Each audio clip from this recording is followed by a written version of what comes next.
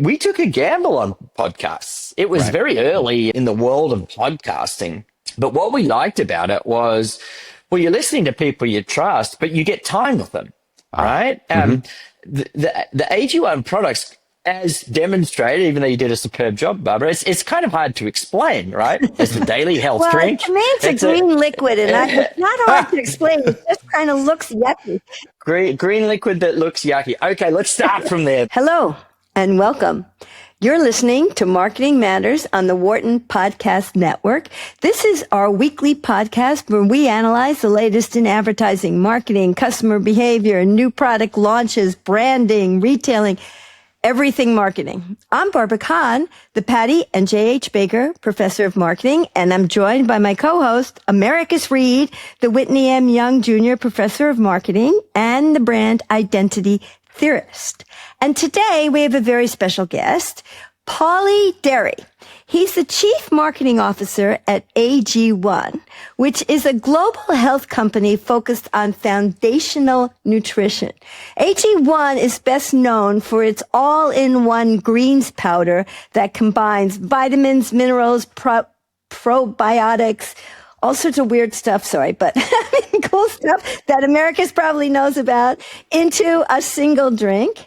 And what's also interesting about AG1 is its marketing strategy. It has a very strong presence in podcast advertising. It's been on the Joe Rogan Experience, the Tim Ferriss Show, the Huberman Lab, and it's this idea of building trust at scale through host-read storytelling. It's a very modern age, modern brand, and we are so happy to have Paulie Dery.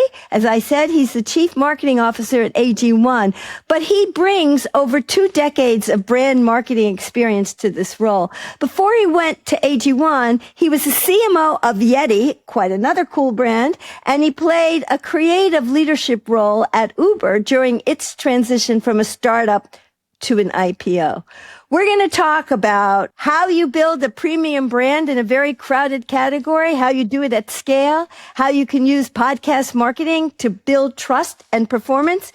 We're very delighted to have you, Paulie. Hello, and welcome to our show. Hi, Paulie. Wow, Barbara, what an intro. We got to get AG1 on this podcast immediately. I mean, what a job you did there. That was outstanding. Yeah, she's a pro. We'll get her an affiliate code ASAP. Incredible. And I didn't mention that you were going to come on the show with a superb accent. I've been working on this Australian accent for quite a while. Clever, very good for storytelling. Yeah, it's very good, mate. Let me tell you. Thank you. Awesome. I think if I ever lose my accent, I think my wife might leave me. So I got to keep it. That's all I got, guys. There's a lot at stake. Those are the things that definitely matter. That's right. What do you want to talk about first? You want to start with AG1 and podcasting? You want to talk a little bit about what you did before you got there? What's your preference? Yeah. All right. Well, I mean, we're on the podcast train. Maybe I'll try and couple a bit of it all together, because I think it is all connected, and a big part of it is, how do you build trust as a brand, right? And I think with AG1, what's really interesting is, we took a gamble on podcasts. It was very early in the world of podcasting. But what we liked about it was, well, you're listening to people you trust, but you get time with them, right? The AG1 products, as demonstrated, even though you did a superb job, Barbara, it's kind of hard to explain, right? It's a daily health drink. To me, it's a green liquid, and it's not hard to explain. It kind of looks green liquid. Barbara just gave you everything she's got, Paulie. Yeah, that's great, guys. It's a green liquid. It's a green liquid that looks yucky. Okay, let's start from there, Barbara. We'll How do you sell a green liquid that looks yucky? We'll work it up. Yeah. So it's got 75 ingredients. It's got pre-probiotics. It's got multivitamins. So it's really this more in one kind of way to start your day. You put the powder in nice cold water and you drink it, and you've done yourself a really good service. But to explain that, and anything you put in your body, you need time, and you need to build trust. What podcasters gave us was that, right? Time to explain the product in detail. Not only that, everyone we work with has to be an AG1 drinker. Right? They have to have been an AG1 drinker, or if they reach out to us and they haven't tried us, it's like, great guys, we're going to send you some product and call us back in a couple of months and tell us, how have you found it? Has it worked? Is it, you tell us, but we need them in the journey, right? We need authenticity. And we need it. It's super important. Look, and then along came COVID, right? And what happened? People all of a sudden didn't have the answers and were looking for information, right? And they turned to people they trust, and primarily via podcasts, right? So it was an interesting moment in time where people were doing the research and really trying to understand what they could take to help them through that process, and thus I think was where we had great success. So yeah, it's been a great story on podcasting. Again, just to allow to tell the story and build the trust. One thing I think is really interesting about this, I was one of those people who converted to podcasting during COVID, and Right. I'm very loyal. I don't listen to the same to Joe Rogan, but I do listen to my own podcasts that I like. And what I think is interesting about what you're saying is that typically when you listen to ads, you skip through them. But sure. when you're listening to a podcast and that host has integrated the story into the podcast and the voice is the same, first of all, it's not as easy to go through it. And second of all, if he or she is a good storyteller, you're halfway through the story. You don't even want to skip it because they're telling you something that's informational. And so it is very interesting, the collaboration between the right brand and the right podcast host. And it's a very different way of thinking about advertising. Very, and you're spot on. And look, we cast a pretty wide net on who reads our stuff. As long as they're authentic, as long as they love the product, that's great. Talk to your audience about it. Only if you truly believe it, though, right? It's a big world out there, and that's where we focus. And let me try and pull the thread back through my history, right? You think about a brand like YETI. Yes. Again, how does that trust build up, right? Well, it builds up through a couple of things. YETI did an amazing job early on of getting into the communities, right? Community marketing is still a huge part of YETI, and getting in with like fishing guides on the coast of Texas and Florida, right? But really becoming part of that culture and family, really. And then as the brand grew, as word got out, other communities popped up. And what we did at YETI was we didn't force it, right? If a community embraced the product, well, then we would embrace them. We would follow the tracks, not try and force them. And it built up this like same thing. Well, this community are using the product and they're actually loving the product. Once that's done, well, then I'm going to go and engage, right? As opposed to inflict it on them. And it kind of kept growing that way at YETI, right? So that very organic trust through the communities is what we followed and built the brand around. And then we told great stories, right? On top of that, another way to build trust, right? Telling great stories that aren't product centric, that aren't trying to sell you things. They're just trying to introduce you into the world that you're in. It's another great way to build trust. So the other thing that's interesting to me about AG1 and Americus, I do want you to weigh in on this because you seriously are so much closer to the target audience than I am. But you changed your name from Athletic Greens to AG1, and you're also talking about the YETI strategy seems somewhat different to me than Athletic Greens or AG1. And I mean, from what you're saying, the way you bottom up built YETI, and it seems like this AG1 is not quite the same. Is that right or no? So let me tell you where there are a lot of similarities there, Barbara. Both created a category, right? And a premium version of the category, right? So you could buy a cooler before YETI. You certainly couldn't buy one for $400. Yes. Right? Yes. You can buy vitamins, you can buy minerals. Yes. Yeah, right? That's fair. That's fair. But at AG1, we put it all together, in a really nice tasting green powder. Okay, so what happens after you make this breakthrough, right? Well, everybody comes in, right? Knockoffs appear out of the woodwork. Yes. You know, in the supplement industry, there's a lot of snake oil out there, right? And so what are you trying to stop? You're trying to stop becoming a commodity. And what I mean by that is, look, you could walk into a Dick's Sporting Goods, pull out an insulated cup, hold them side by side and say, right, which one am I getting? This one's $20 cheaper. Maybe I should just, okay, if you are in that world, it's over. Your brand is over. Yeah. You have no longevity. You have no love. You have no cult following. You are a race to the bottom. Right. And that's okay. If that's your game, go for it. Right. I'm not interested in those brands. I really want to feel something for the brand I'm purchasing or working for. So my real focus with both of these brands is they can't become commodities. Well, what does that mean? It means the customer has to make their mind up because they love it before they walk in store, right? Hey, I'm walking in and I know I'm getting a YETI. I just don't know which one because I love YETI, right? Same with AG1. Well, it's a crowded space, but AG1 seem to be they're scientifically backed. They feel like the premium. I like the brand. That's where I'm at. That is the magic. Right? And that's where brands have to get. The problem is it is at odds with your CFO a lot of the time, right? Doing the thing. Wait a minute, hold on. The CFO and the CMO are at odds? Wait, I've never heard this.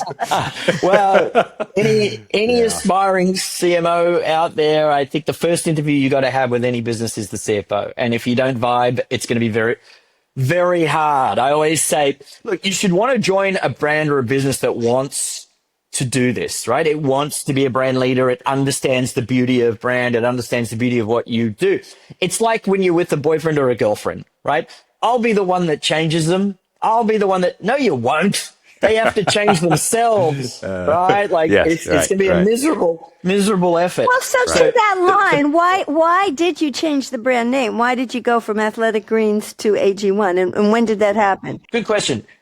That was actually because our category, we are not a greens. We are green by color, right? And if you think about all the knockoffs that started to appear and snake oil, they were saying we're a greens, but they weren't. There were no pre-probiotics. There were no multivitamins. There were no, it wasn't. It didn't. Oh, wow. So they were coming out at half our price, saying we are a greens, just like us, and we're like, but we're not. We're more than that. So AG1 was the way actually to say it's a lot of things in one. Right. And not lean heavy on the word green. It reminds me a little bit of when Kentucky Fried Chicken changed to KFC to stop having people rehearse the word fried.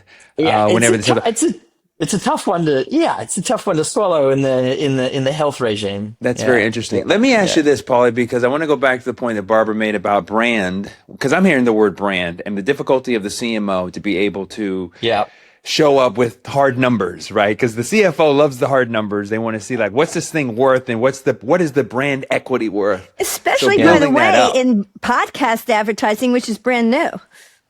Yeah. So talk a little bit about that point, because I mean, as a brand, you have to sort of put something on there so it's not a commodity. And talk us through that, but also remind me a little bit, because you said something that I want to push back on a little bit, Paulie, which is the idea of not push back on, but ask you about the challenge of letting anyone come in and say, hey, let me use AG1 and I will promote. Because that seems risky in some ways, because it's like, it's great when Andrew Huberman shows up because he's got the books open, he's doing the science. But if you have some bizarre podcaster showing up for some weird extreme part of the internet and they're like, hey, I wanted to, are you going to say no to those guys or what? I mean, talk to me. There's got to be some like non-starters that are out there. Give me a sense of that in terms of how you think about it. Look, you've always got to protect the brand, right? And this is what I think brands have to do out the gate is who are you and who are you not, right? Because the brands I worry about are the brands that are trying to be for everybody. Right. And I think, you look at look at a Yeti advertising, or any ad Yeti does, that's a Yeti ad, right? Not to say someone at their desk in New York City isn't drinking their coffee out of a Yeti, right? But they're probably not going to make it to a Yeti ad, right? And that's okay, because Yeti knows who they are and knows who they're not. They're not excluding anyone. They just, when it comes to the brand control, understand who they are. Same at AG1. We know who we are and who we're not, right? We're premium. We're very science focused. Athletes built our business, right? In that they adopted us early. But it is expanded. It's expanded to a much broader audience. So yes, you'll always put a filter on, who do you want representing the brand? My point is that if you are really, love the brand and have seen the effects, right? Well, then that's a pretty good start for us to have a conversation. Gotcha. Right? Yeah, that's true. That makes sense. That's fair. Who we should be. But what I will say, like, we found interesting things, and this is, I think, Americus, where there is a bit of overlap between the latest two brands I've had, is I don't think a lot of the times also the brand shouldn't be too pushy on where it goes. It should let the people decide, right? Mm-hmm. So I'll give you a good example. We actually have a large following in the mechanic space at AG1. Oh, which that's interesting. When I joined, I was like, this is strange to me. And it's doesn't show elite athletes. I don't know about this, guys. But what I did discover was these people obsess over what they do. They're professional about what they do. They use their community to get answers. They're very professional in their approach to things. And they need the focus. Right? And they need to stay on top of it, which AG1 gave them. So interesting. Who am I to say you're not part of our family? Okay. Right? I see. When they take that on. Yeah. I mean, another way to build on Americus's point, I think going back to this podcast stuff, the podcast people that you are working with have made significant commitments to your brand. I mean, it reminds me a little of like Jason Kelsey and Travis Kelsey. This is one of the podcasts I listen to, New Heights. And they invested in Garage Beer because it's true to who they are and they're members of their beer. Well, what I understand from doing a little research here is that like Tim Ferriss, who had that podcast, he now invested in your company, believed in it so much. And Huberman, who, as you said, is a professor at Stanford, a scientist, he's also come on to give medical advice to the company. That's an interesting way to think about the relationship between podcasts and a brand, that they believe in it so much, it becomes part of their life, and that relationship gets tighter. Was that something they're aiming for, or it just happened, or? It's a beautiful circle too, because, I think about, Hugh Jackman, for example, right? Who, we just did a great campaign with, on TV with Hugh, who's amazing. And I love him for many reasons, not just because he's Australian, obviously, but, multi-talented. It's, no one was confusing us on set, unfortunately. Everyone knew who he was. That's good. But Hugh has been with the brand for 6 years, right? So what a great, to your point, Barbara, like, I don't have to force or convince or kind of con anyone when I can use people who are absolutely wrapping their arms around our product and vouching for it.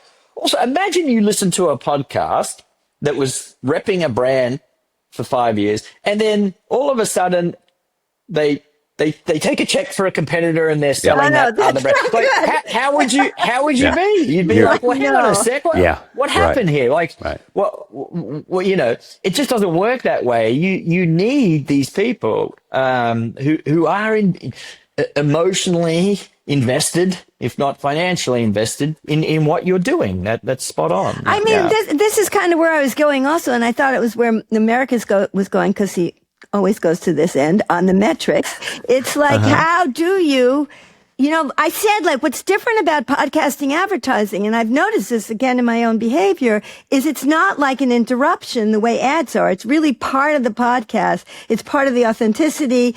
And that's why it's very important, like you said, that it's not fake, because then all of that won't work. It's got to be something they really believe in.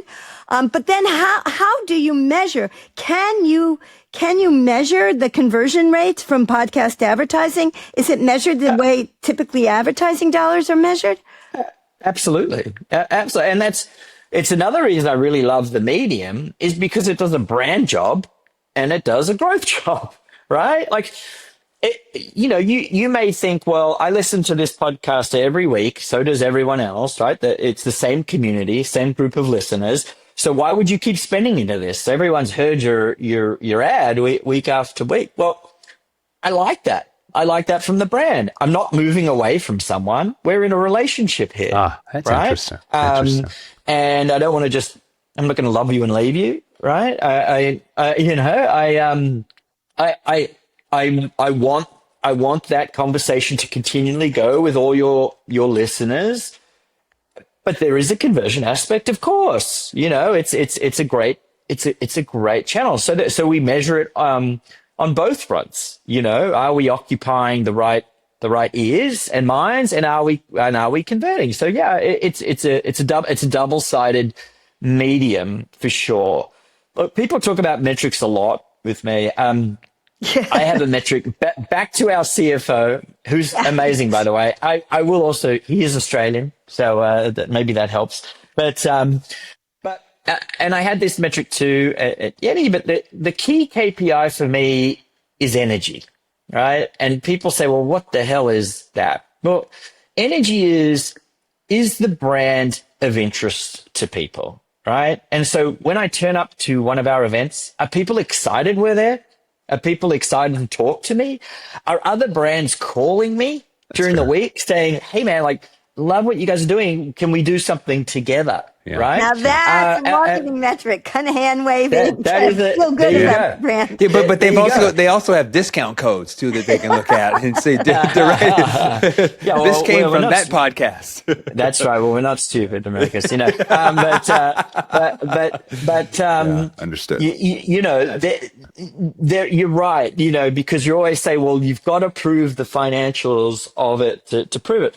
Well, okay, but what are your favorite brands and what are your favorite ads? I guarantee you they're not performance ads, right? I guarantee you it is a brand. Totally. It is a brand. It is a brand that means something to you, right? And it's a brand that has separated itself from the other commodities in its market. But to my point, it's going to be very hard for you to convince people if they don't want to be convinced of that inside the building. So you've let me go back to this change of name, and it's interesting what America said. So you're obsessed with this change of name, Barbara. I mean, it's a big thing for you. I like it. Yeah. You said you changed it because the competitors came in, and you didn't want to focus on the green because it was more commodity, and that you wanted it to be the number one thing, everything all together. Well, the other advantage, which is what America said, but it isn't what you said, is that KFC moved away from their brand because they didn't want to focus on fried, and Starbucks coffee changed to Starbucks, so they got rid of the limitation on coffee. That's another advantage you would have going from athletic greens to AG1.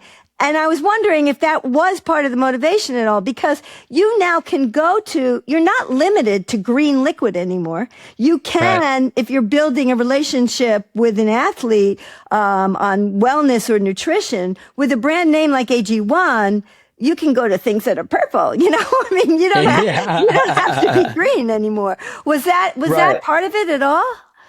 I think, being future forward when you make these decisions is always a good plan, right? So for sure, somewhere down the road, it's a lot less limiting, right? You don't have to be so literal with things. 100%.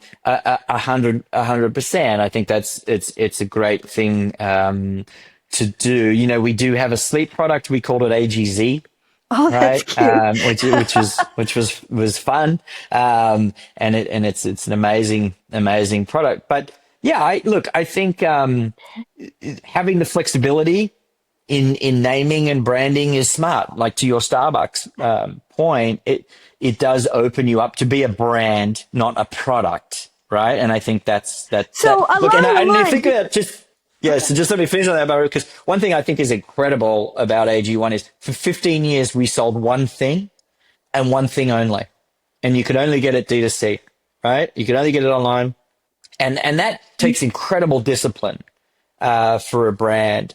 Now we're in Costco and Target and we've got new flavors and all that stuff. But the discipline of a brand to stay like that is incredible. And as we start to evolve, obviously, and competitors came in, we saw a moment to kind of revitalize the brand a little. well, going along those lines, now that you do have a broader umbrella, and you're in the wellness, I think you would define your business as in the wellness business, Yes. right? So, and that is a growth industry beyond belief. I mean, everybody's talking about the growth in wellness. So given that you're there, you're at, what do you see as the future? I mean, what are the trends? What can you tell us from your inside viewpoint? Well, there's a lot of trends. One thing, again, I would say the magic of this product is like, I think about GLPs, right? GLP-1s, I think, is totally changing. I mean, let's just start with this country, right? I think it's changing how people eat. It's changing how people exercise. I think it's changing about how people, what they shop for now, right? I think it's really just impacting the marketplace in such a way that we may have never seen before. Well, okay, what happens when you get on a GLP? Your gut is getting messed with. Well, what's AG1 all about? It's about gut health, right? What else has AG1 got in it? Well, it's got a ton of nutrients. It fills nutrient gaps. Well, what aren't I getting when I'm on GLP-1s? Well, I'm not eating enough, right? Wow. So I think the future is we still got a lot of road to cover with our amazing core that's products, a huge market. But for us as marketers, okay, well, now how do we position? How do we talk? How do we find, how do we interact? How do we stay true?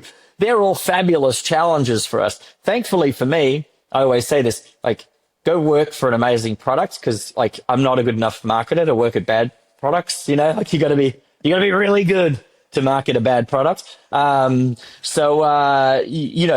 lots of opportunities within the sphere of the current product to go after what we're seeing in the wellness space, because I actually think we were pretty ahead of the time with the product, and kind of everything's catching up. Especially recognizing the advantage of podcasts and the advantage of this wellness growth, which is like huge. Yeah. But if you've got some ideas, some product ideas, if you got product ideas, bro, send them my way. I can't believe it. It's been so much fun talking to you, but we are at the end of your time. Thank you, Paulie Dery, CMO at AG1. Thank you so much for joining us today. And so where can our listeners go? I mean, if they don't, either to these podcasts, or where else can they go to find out about your product? You can go to drinkag1.com, or you could pop into your local Costco or Target. We will meet you there, and I hope you begin and enjoy your wonderful wellness journey. Okay. Well, thank you very much. That's all we have time for today. And we'd like to thank our producer, Jacob Grod. And thank you all for listening today. We'll be back soon. Till then, this has been Marketing Matters on the Wharton Podcast Network. I'm Barbara Kahn, here with Americus Reed.